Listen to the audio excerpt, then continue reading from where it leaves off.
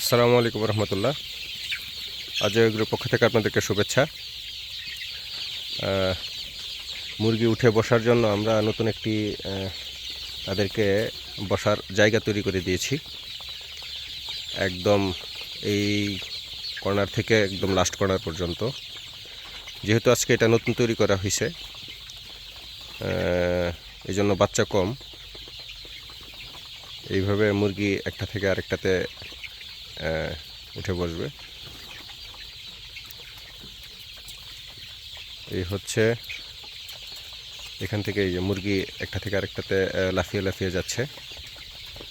এভাবে উঠলে দেখা গেছে মুরগিগুলো এক সাইড হয়ে থাকবে, এতে করে চলাফেরার খুব সুবিধা হয়। আমরা মাঝখানে মাঝখানে না দিয়ে এক সাইড করে দিয়ে দিলাম।